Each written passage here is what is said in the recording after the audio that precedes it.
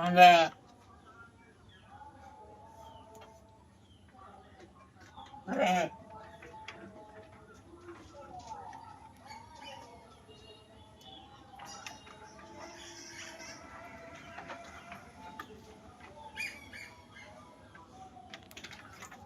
হচ্ছে pure white ডরপার।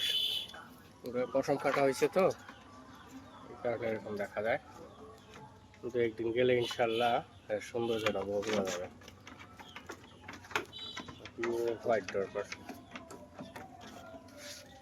যারা pure white ডরপার নিয়ে কাজ করতে চান আমাদের সাথে যোগাযোগ করতে পারেন।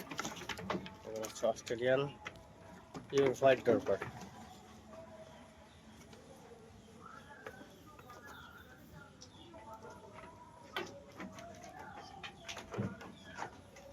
নতুন পশম কাটা হয়েছে তো এই কারণে কয়েকদিন গেলেই কিন্তু ইনশাআল্লাহ এদের সৌন্দর্যটা বোঝা যাবে।